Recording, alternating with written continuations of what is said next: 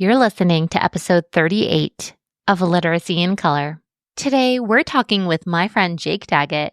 You may recognize him from social media for his engaging and rhythmic phonics routines and evidence-based structured literacy lessons, even landing him on the Kelly Clarkson show back in January 2024.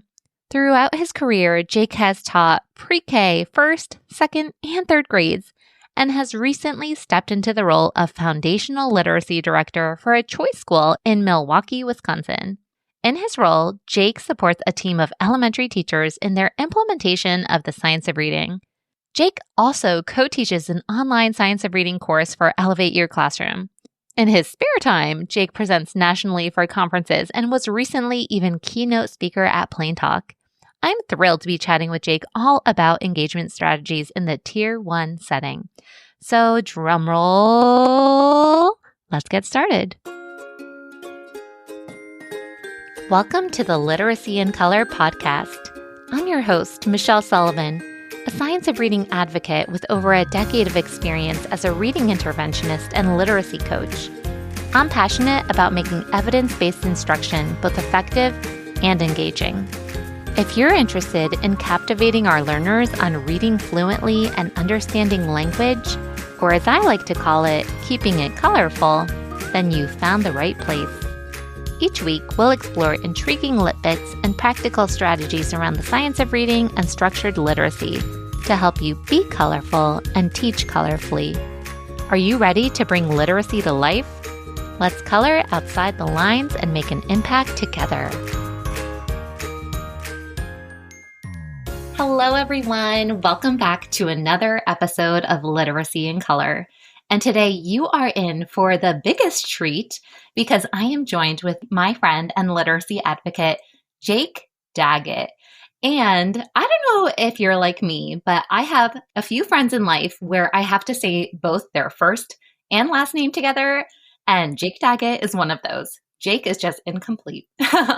And if you know Jake from social media, you know he has taken Instagram by storm with his viral videos of his amazing chants and songs and just engaging lessons that he uses in his classroom and now the classrooms that he coaches in. So first of all, welcome to the show, Jake. It is such a pleasure to have you here.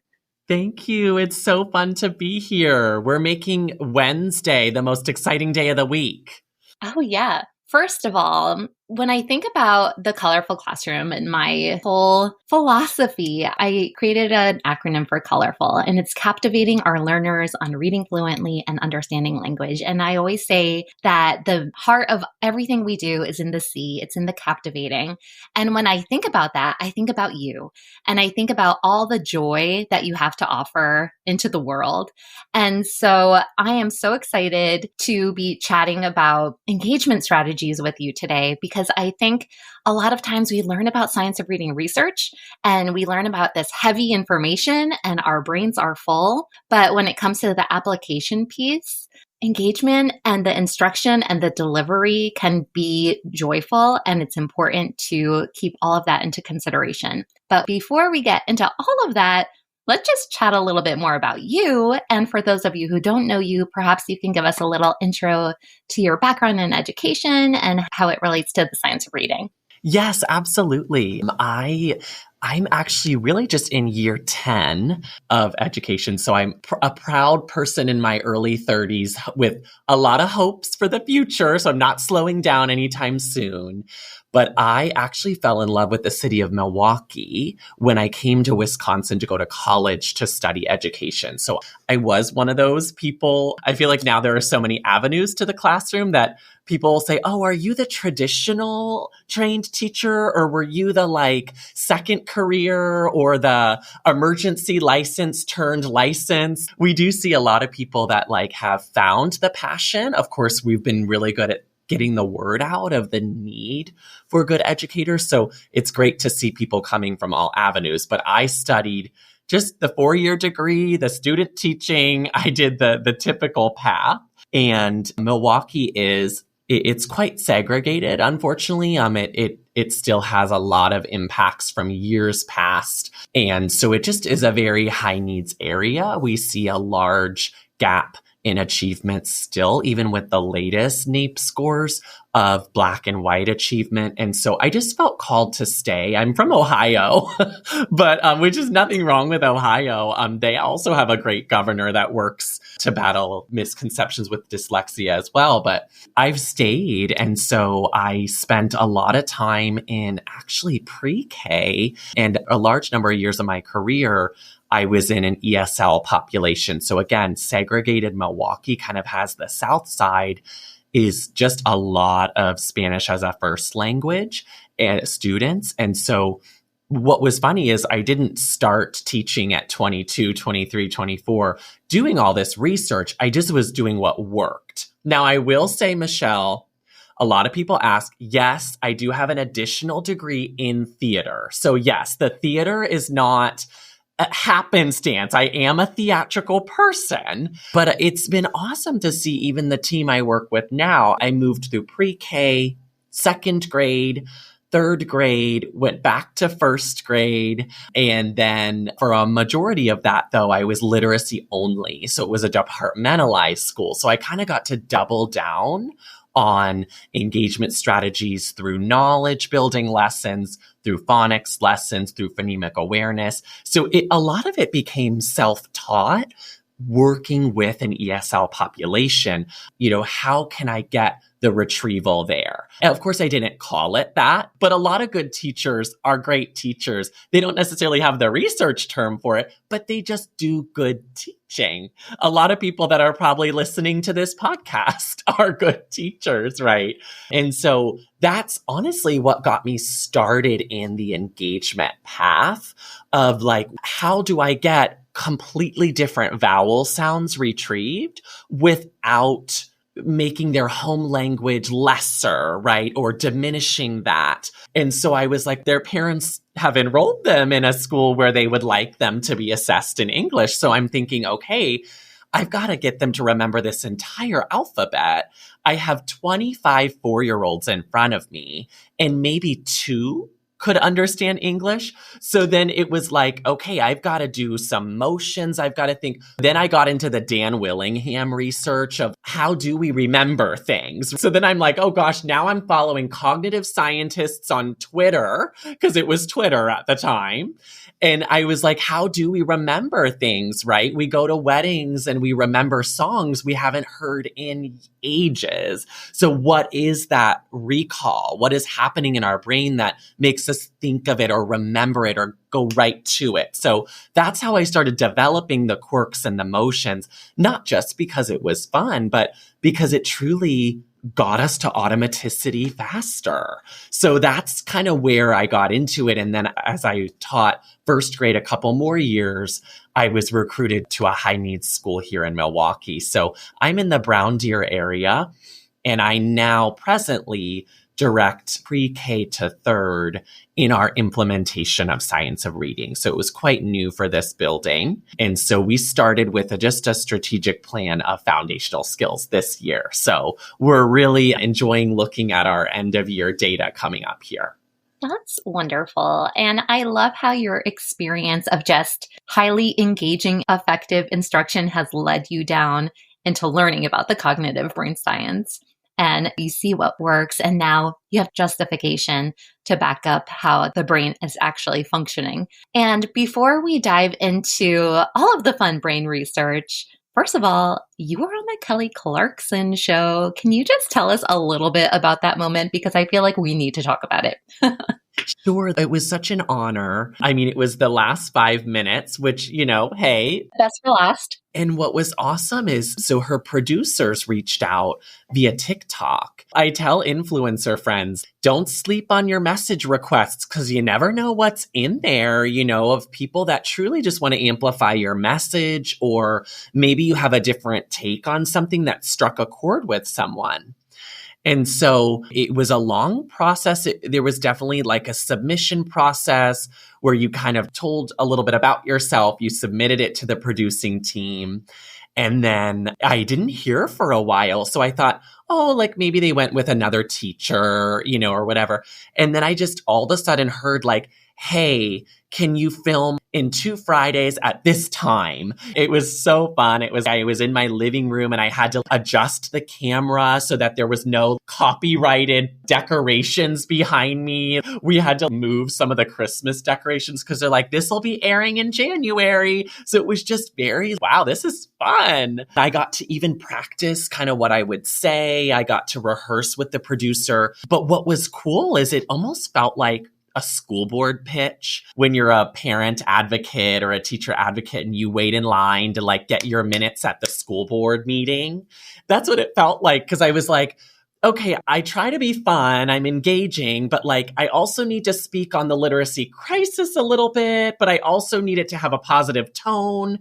And then I also know her audience is a lot of parents. So I was like, I don't have a ton of time. So I had to move quickly, but it was really cool to talk a little bit about not it just being fun looking, but actually the work and planning that can go into truly getting students to recall this information and retrieve it. So it was a very lovely moment. And I'm very happy that she values that kind of message. And what a platform to share that important message as well. So I know Mama Daggett is very proud of you, as as we all are. And this past year, we actually were involved in a couple of collaborations together. I'm so excited. And then this summer, Heidi Jane invited us to present at the Science of Reading MiniCon conference. So can you give us a little teaser about your session there too?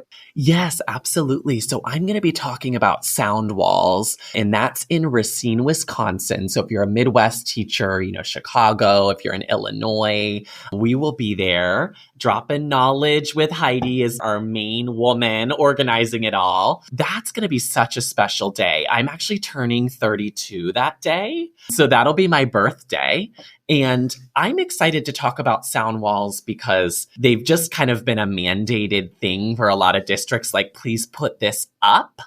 But then it's quite a bear to kind of look at it and figure out how I might be using it. And so I'm actually excited to talk a little bit more about how I've had my kindergarten team use it, and also to talk about sound walls in conjunction with the errors that we see, not necessarily just kind of a robotic drill you do every morning, but also like why are they confusing the P and the B?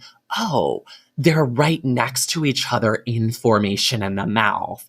And the mirror invariance comes in there too. So it's like, I think understanding, okay, so like the F and the V, like those really are the same to students unless one vibrates. So I think unpacking the sound wall, not necessarily, here's how you hang it up, right? They don't need me to say that, right? You can Google an image of that.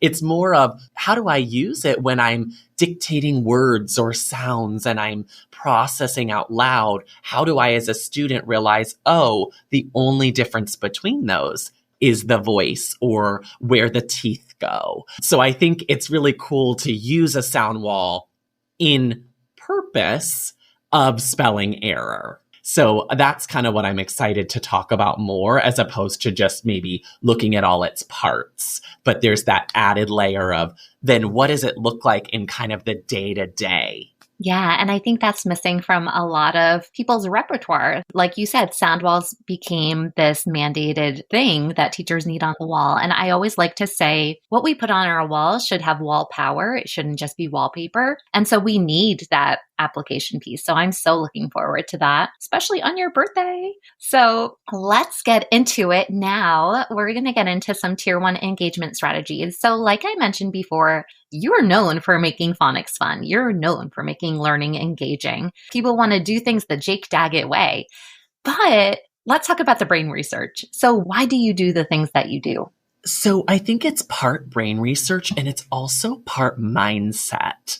And so I think what I often start presentations with, or when I visit districts, and I'll talk a lot about how sometimes we separate motivation and achievement. A lot of times we, of course, do wonderful, maybe identity building. We do the meet the teacher night and we start the school year with, oh, well, it's the first week. We're going to do something fun. Or, it's Friday. So we're going to have Friday fun.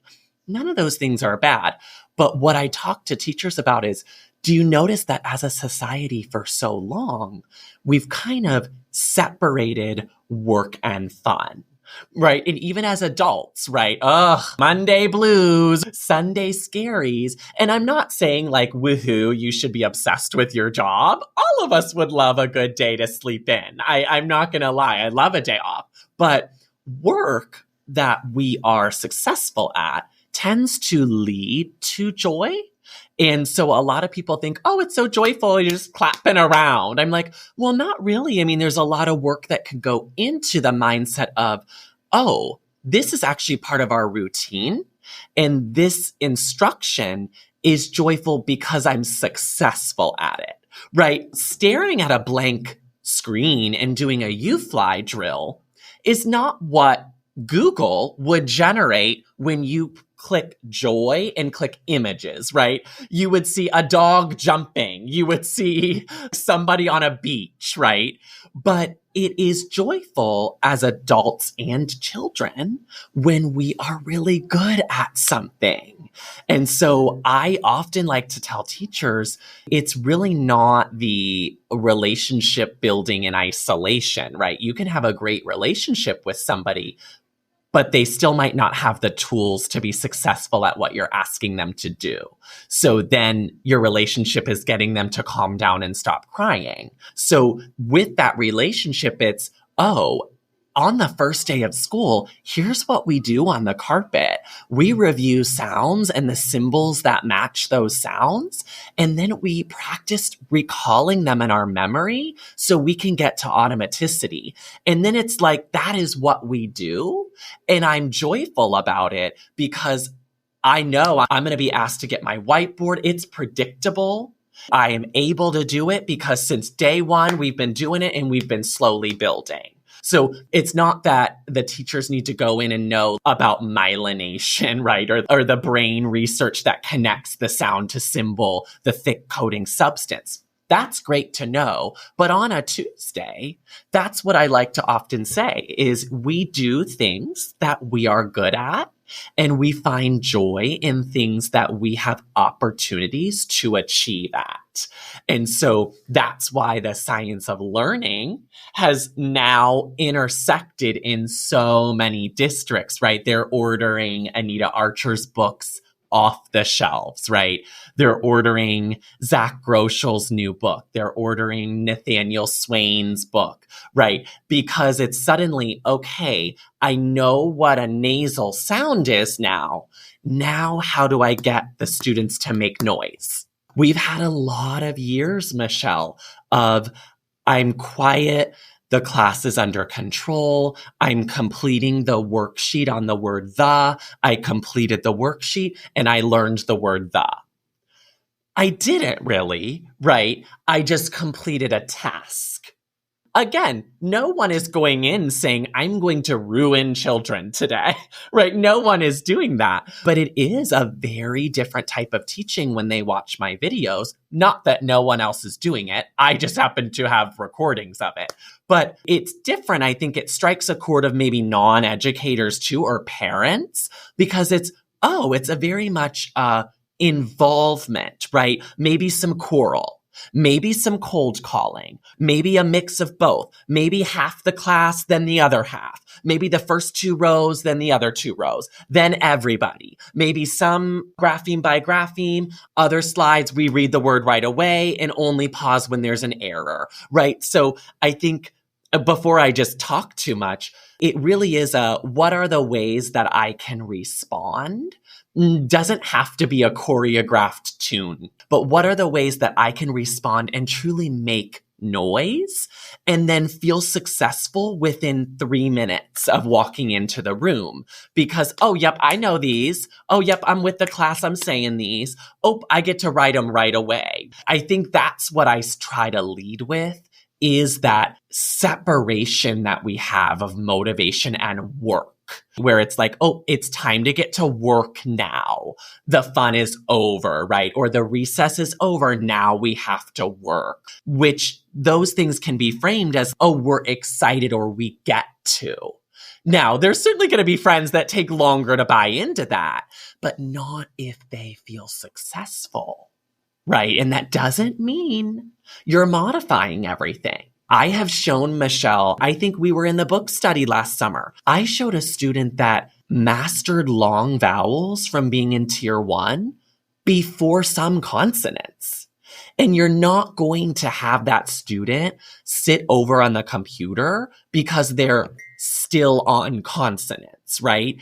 They can have a small group later with you on those, but they're going to come to the tier 1 anyway, right? They're going to come to the party. So as long as I think there's that rigidity of, but I was told about my scope and sequence. I was told this starts at 9:03. And we as leaders have to be careful about that too. Kids don't only learn from us. The environmental print, kids learn from YouTube.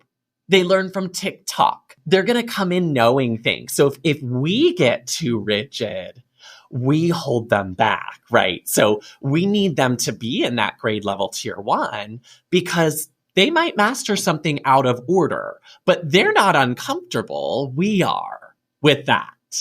Totally. I love how you talked about the motivation and achievement part. And I'm thinking even you think about your favorite subject back in school when you were in elementary school. And what was your favorite? The one that you were good at. And so if we can hone in on being good at something and how do we get good at it, we practice it with intentionality and have that involvement. Anita Archer, every student, every time. And we have students truly engaged in the learning experience. Like that's how we move the mountains. Doesn't matter how you do it, but that's how we move the mountains. Let's talk a little bit about retrieval practice. You used that term before. So what exactly is retrieval for those who don't know? So for those who don't know, it's really like, honestly, I go back to the Dan Willingham, right? Why don't kids learn in school? Or I'm trying to remember the exact title of even back to 2009 when he was sharing these articles. It really is just practicing remembering. And adults do the same thing, just in their own way. So retrieval really is, are you having them continue to practice new information you've taught them in a interleaved way? And so even if M was last Monday's letter, it's showing up and I'm writing and the symbol that represents and then I have to think, what do I want the students to retrieve? Because when teachers are being observed, perhaps by a leader maybe that isn't trained, or they're often thinking, oh, okay, well, I got to go around because it wasn't on the line or it wasn't messy, right? Or the hump is too small. Those are all great things to observe. But if you were asking them to retrieve the symbol that represents they did. And so a lot of times we want every end goal to occur instantly. But really the retrieval is, I've taught you some new information directly, systematically, in a predictable way, enthusiastically. Now I'm going to ask you to remember that in about 2 minutes. I'm going to dictate I'm going to dictate I'm going to dictate I'm going to dictate b. And even if S was the first letter in September, I'm going to dictate that tomorrow and Thursday and Friday in a different time. Maybe it was the first one yesterday, right? So I think that when we think about retrieval, it really is, I'm going to practice remembering something, not just looking at it. Because a lot of us can know the S, right? Oh, it's the one that looks like a snake. Oh, there it is. It's got the embedded mnemonic in it. It's got the snake. That aligns with brain research. That's awesome. It's the connection of that known object. However, when I retrieve then, do I have an opportunity on like a blank whiteboard to recall that symbol? And I'm not going to do it at the end of the week when it's my test. So we kind of have to move away from that. And I had to really break my team of that. What about spelling tests? My kids practiced words and then they were tested Friday. But that is really not how we process new information. And so with retrieval, it is every day. Even if you have a curriculum that does dictation on Wednesday and Friday, you need to do it on Monday, Tuesday, and Thursday as well. Maybe it's in a small group. Maybe it's just 4 sounds, but you're going to do it kind of pretty often. So that's how I answer that question, is that you're really practicing remembering something, but it needs to be what you want them to. So it's not about, oh, did they get a 10 out of 10? When you do retrieval practice, it's what sounds have they recalled the symbols for? And which ones are we still not recalling? I love it. And I think it's a simple way of remembering. This is how we remember things. And you think about, oh, well, we have our working memory, what we're working on this second, and then we have that long-term memory, what we're holding in our brain. And when we're using retrieval, we want to pull it out. We want to put it into that long-term memory so with that we remember it for a really long time and not just for these 2 seconds. So I think doing those little frequent bursts of dictation often and those frequent bursts of whatever way you can practice is really important. Before we got on the call, you mentioned the term at-bats. And I actually have never heard that. Can you explain what you mean at-bats? Yes. You go up to the plate in baseball, and I'm the last person to use a sports analogy. But there is that. And, I'm so disappointed in myself. The author's name is slipping from my memory, Michelle, but the book is called Make It Stick. And there was a quote once that really stuck with me of, if I know I'm at bat and I know that they're practicing throwing curveballs or a type of pitch, I know it's coming. So that's like saying we're about to write a lot of silent E words. Not inherently awful. It's just that you have taken a little bit of cognitive lift out by already telling them it's coming. Excellent for a new concept. Excellent for a new concept. But then with the at-bats, is there ever going to be a silent E word like in a couple days in between words that have a EE? Or words that are short vowels and it's just a blend review retrieval. So that's where it's like, if I know the curveball is coming, I already am prepared for that. So I don't have to really think on my feet. That's what fluency is, and automaticity is that like, you're not really going to work through it. You are just automatic with it now that you just hit the ball when you're at bat. And so part of that is from Make It Stick, right? I didn't invent that analogy, but I do love that if I know the curveball's coming, that's different than being ready to be at bat and I'm not sure which pitch they're going to throw. That's the type of retrieval practice we need to interleave. Is I can't just tell them, get ready for this SH word. That's us wanting them to be successful. However, we've told them that it's coming. So that's kind of why I do the at-bats is, do I have enough at-bats with something that doesn't always look the same? And it's also outside of just my 22-minute U-Fly or my Sunday or my HMH block. Do I have at-bats later when I'm reading a decodable and my training wheels are still on? Do I have at-bats to write about the read aloud today where that starts to show up? That recall. So I think the at-bats have to be not just on the new material of the week. Yeah. And I love that analogy. And I'm even thinking the kids on the bench. Well, you're not going to get the same kind of experience unless you're at bat, going back to that involvement again and why that's so important. So let's get a taste of some Jake Daggett magic. And maybe you can model one of your favorite chants for us and then walk us through your why behind it. Like, why did you do it that way? And, Sure. What's your intentionality behind doing it a certain way? Sure. And you know what's funny, Michelle? I just had a teacher, I don't know where she teaches, she just shared a video of doing my telling time song. Now, again, a lot of us teachers, we don't go in thinking, oh, this is going to be really popular, right? Like you're just going in thinking, maybe this will help because we're really struggling with this, right? And then certainly if it helps another teacher, then that's a bonus. But when I first did that, I just was like, I don't like teaching math that much anyway, so I need to do something. So I literally just was like, okay, the shorthand is the hour, the long one is the minute. And so I just was in my car. I'm like, short is the hour. Short is the hour. And I kept repeating that. I'm like, okay, maybe we can have them clap, short is the hour. Because you're always at assemblies and kids always, when there's a song, they always want to start the clap. They love that, right? And then adults do it, or, you see your Auntie Becky doing it at the Kenny Chesney concert. She's doing the claps, so it's just such a universal way. And honestly, Michelle, I do like to have ways for neurodivergent kiddos or kids that maybe they're not going to look at you the whole time, right? I don't even look someone in the eye the whole time, but I'm listening. I'm with you. And so this is a way where, okay, even if you're nonverbal, you could do the motions with us and feel included.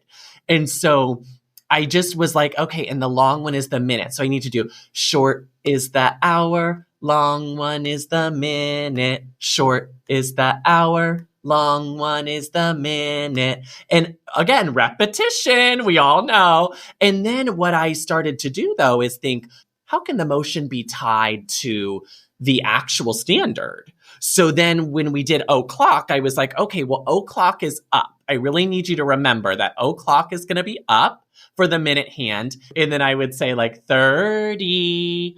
And so we would say o'clock, 30. And what I also did, and I'll talk about this too, is I did a little bit of a pitch variation on 30. And pitch variation sticks in our memory too. It's funny, but when you sing along to your favorite song in your car, people love the high notes. Or they're always like, here comes that big note.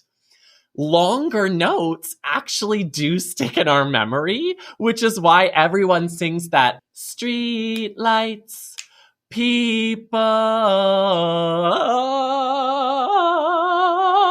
right? And everybody at the wedding is screaming those lyrics. They are, because those notes are so iconic. They're so different. They're longer.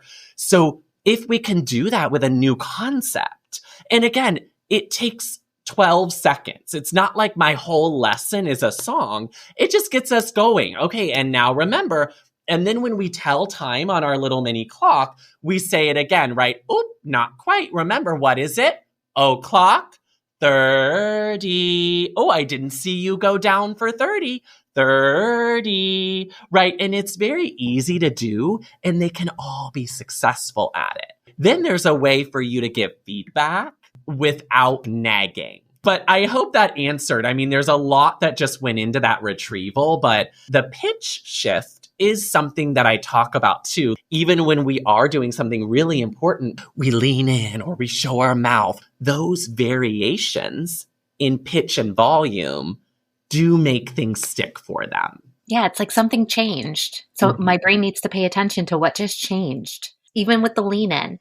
And I know sometimes you had even talked about in the past, I don't know, maybe it was an Unlocking SOAR presentation you gave, doing things in threes helps things stick in the brain too. When you give children 3 opportunities to do something, it's like something about the magic number. 1 wasn't enough, 2 wasn't enough, 3, finally, we got it to stick a little bit more.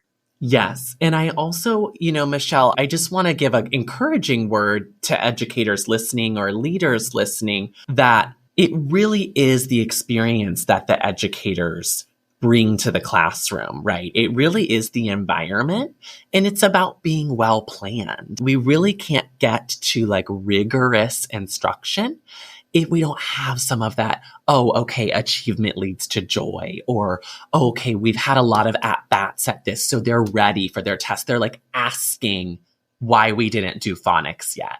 And so I even had my 2nd grade team, and they don't do it like me at all. They do it in their own unique way.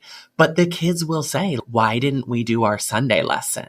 like if there's a field trip. So again, I think we really classify things as, oh, they won't remember that, or they won't be able to grasp that. That moves too quickly. That scope and sequence is too slow. That scope and sequence is too fast.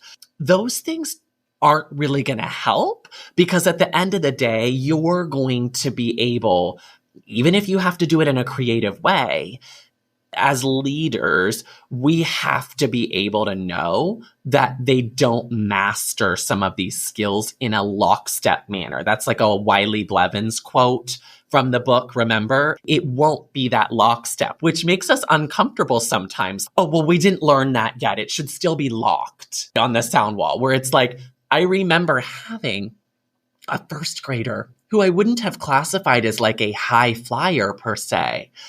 And I remember him saying to me once, Mr. Jake, that's going to be the AW, because I can tell there's like a picture of a saw, but it's covered up.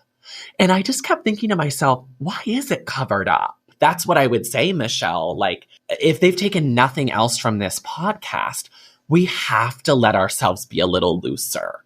We're investing in these giant curricular companies. Not bad, but we're very nervous to then veer from any script, right? And it might be the leader that's telling us that. It might be the leader of those leaders telling the leaders to say that. And what that leads to then is, oh my gosh, we now have no cognitive flexibility, but we want kids to have flexibility.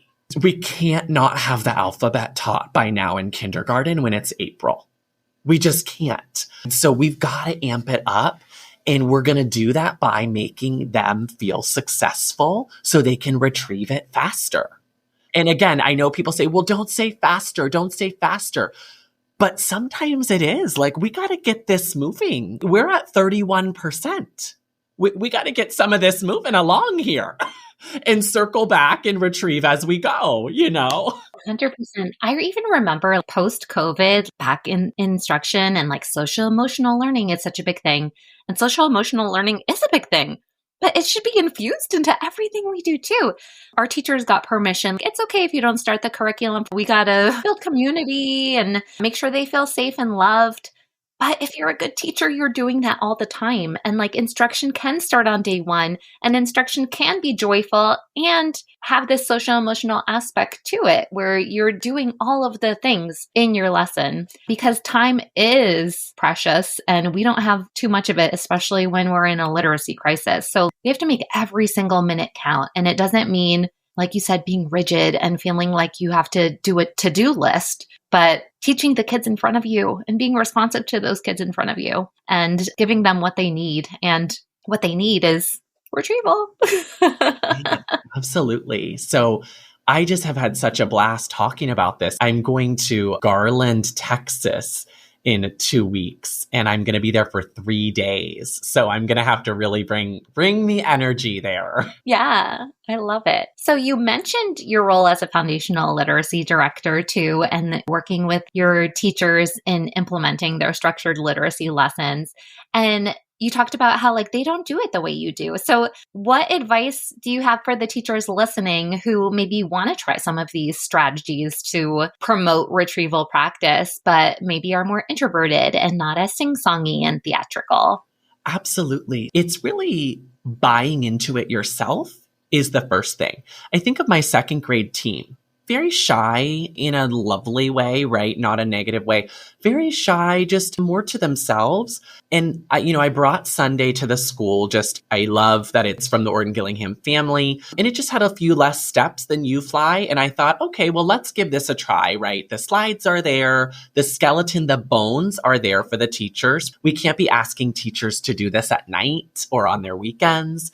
And so I said, here's how I do it. However, what was interesting is they were the first class to kind of try we're going to have the leading row of the day. And so that leading row would say the word, and then the rows behind would echo. And then there was a different leading row. And then she was kind of the first teacher where I had seen where then she would take a couple minutes as the dictation. and they got to then see, she would kind of give them a clue if it was a new concept of this long I is going to have 3 letters, especially because it was a new concept. They would all then debate if they got it right. And then she would reveal how it should be spelled. And then they'd be like, oh, I thought it was an E. And so again, you would think what kids would be like so pumped to find out if it was IGH. But she made it her own. She switched a little bit of when they were going to dictate the sounds and the words so that it was less paper. So it's that flexibility of you're doing the lesson, but allow yourself like, oh, this isn't really working on the carpet. We're going to move this to tables. Or even Wiley Blevins talks about, Michelle, you've got a good amount of students where you might have to adjust accountability a little bit. Maybe you have special phonics tables where like yellow table is writing the word sing, but green table is writing singing. Ways to give almost opportunities for all, but then amp up and differentiate even when you're in whole group. So I just really loved, it doesn't have to be such a performative method, but what it does have to have, what I do encourage teachers to try, whether it's a Post-it, a notebook, again, doesn't need to be anything cute. You could be using printer paper. Because at the end of the day, sure, we do want lines, we do want them to have directionality and proper writing conventions. But if you're having them retrieve a sound in kindergarten, just give them something to write on. It's information for you. Not everything is necessarily for a grade to input into the grade book. So that's the biggest shift I would tell people. If they're wanting to try this, it's reimagine your instruction where when they produce something, it's not necessarily a completion task that you're then collecting. The retrieval can be, we're just doing this as the experience of learning this symbol that represents a sound. This AY represents A, and we're writing it now. I don't need to cut out the A and Y and glue them on something to then turn in for a grade. So I think we have to re-envision, is it an assignment? And even, Michelle, for leaders, so many of our checklists or observation lists have assignments are this or tasks are this, right? Where a lot of times we look at the teacher a lot. We don't look at actually what the kids are doing. It's not always like, oh, teacher gave an appropriate assignment. I don't really need to give an assignment at all. I'm just going to collect every 5 and see if we've mastered some of these concepts. Engaging in the spelling or the decoding or the encoding, all of those things don't necessarily have to be collected as a completed assignment. So I think that's the other thing, is that it's a mindset shift for teachers where I can teach something without necessarily an exit ticket that I'm grading. The information comes 1 minute within when I had you now try it right in front of me. It's not necessarily, please listen to this 40-minute phonics lesson without you reading a single word.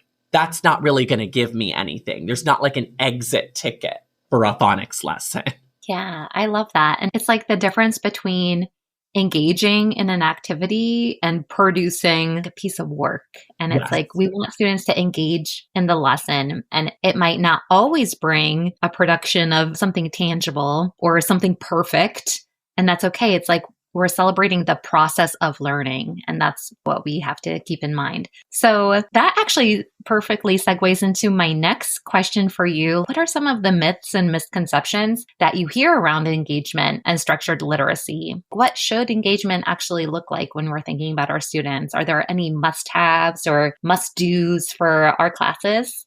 Well, I think that 100% is a buzzword. Obviously, we know the Anita Archer, everyone does everything. But then, of course, there's going to be a student that might have a disability. There's going to be a neurodivergent friend. There's going to maybe be a nonverbal friend. There's going to be an immobile friend, right, that might not be able-bodied. So it's really choosing what I want them to be 100% engaged in doing. If I would like to see what sounds you've mastered. How could that look, right? Well, that can look a lot of different ways. So a lot of times we think with science of reading or the science of learning, oh, well, I did my progress monitoring, but have I had my at-bats in many ways? Engagement can look like I need to go find this letter out of the ones that are all on the wall, and I have to do a hunt for that letter. And then maybe we come back and we explain, oh, right, because it has circle back and it has the stick on that side. Talking about those features. Is engagement trying to find the B in a sea of Ds? Or like BD line drill where it's like, ooh, who can, so it can absolutely look many ways, but the point is response. So that's the misconception, right? Of, oh, they're all looking. Oh, all of their heads are up. Or, oh, they all finished the sheet.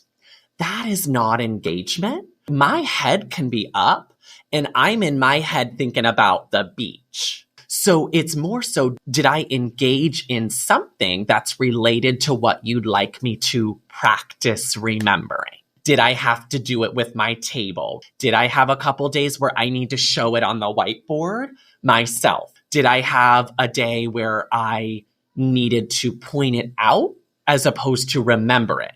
Okay, that's recognition versus recall. Those are not the same skills. Oh, shoot, I couldn't remember that letter name by itself, but I can pick it out of a list of 4.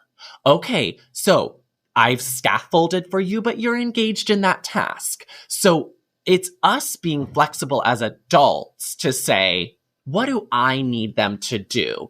Because if I need them to try for the first time ever in kindergarten to spell CVC words when the whole year we've been doing letter names and sounds, then sure, it might have a backwards J. It might have an uppercase, lowercase mix. If we go around, fix that. Why is that? Oh, flip your J. It becomes now a task I don't feel successful at, and I now don't like reading. Where, oh my gosh, you wrote jam. The A is uppercase, the M is wonky, the J is backwards, but you segmented and you spelled it. So you did, in fact, retrieve those symbols. We have things we can jot down. Oh, I need to work on this with that friend. But we have to laser light focus, Michelle. That's the other misconception. The other misconception is the 14 learning targets on the benchmark advance page. There are not 14 learning targets for that dictation drill. There are not. The drill is, can you recall the symbols and segment to spell? Yes, we want it to look good. Yes, we want the J to drop down. Yes, we want the M below the midline. But you're going to have to pick something. Because, Michelle, there are teachers with 33 kindergartners. You've got to pick, what is my goal right now for them to be engaged in? Because I'm not going to be able to have 12 goals. This is what happens with schools that say, here is our goal for this year. It's 10 pages, right? We don't get good at all those things when those all are the goals at all times. We think about ourselves as educators too. And there's so many teachers, oh, I want my instruction aligned with the science of reading. I want to teach structured literacy in like an evidence-based way. And they try to overhaul everything at once. And guess what? It falls flat. Because when you try to do too many things at once, it's not effective. We need to pick a goal, get good at that goal, get good at feeling confident in one thing in order to get good at it. And the same goes for our students. When we are laser focused on a piece of instruction, that's how they have that solid practice and being able to master a certain skill. And even in terms of lesson delivery, I'm thinking back in the balanced literacy days, with our mini lessons and student engagement, we were trained, don't call on students, have them turn and talk, have them engage in certain ways, because when you call on individual students, you're only picking on that one student to answer. And I take that with me even into structured literacy. I think that's a great piece of advice. Anita Archer talks about that all the time. When you pick on individual students, you are not engaging the whole class. And we have to think globally. How can we engage the whole class in certain opportunities, or certain groups in certain opportunities, and make sure that we have students working all at the same time. And it's not just that one student who always has their hand up who wants to answer the question for you too. I think it's just important to take that into consideration when you're designing your lessons, that we want to engage all our learners, that we want to be laser focused, like you said, on our instruction, and to know that not everything has to be Pinterest worthy. Of course, everyone loves a cutesy tootsy activity, but I always say I could teach a student how to read with a whiteboard and a marker, and you don't need to be fancy to be effective. And I think that's a really important takeaway too. Yes, absolutely. So, do you have any structured literacy heroes or mentors that have inspired your approach to instruction? So, like I said, I started to follow a lot of the work of some cognitive scientists, professors on Twitter, right, that more so studied what was working. A lot of times we forget to study success and ask, why is that working in that room? And can I remove any ego or defensiveness when I do that? And so I love the work of Zach Groschel. I know that Anita Archer at Plain Talk actually recommended his new book called Just Tell Them. And it's digestible. So I feel that with teachers, having just a short reference book of, oh, okay, so like some of this old school teaching, we kind of sleep on the old school teachers and say, oh, they're not in this new, it's like, but a lot of their strategies, they taught directly because that's what we did. There wasn't a YouTube channel. There wasn't a TikTok trend to do. So it's like they got the whiteboard and marker and they taught. I had teachers like that in 8th grade where it was like, we did not even have a smart board.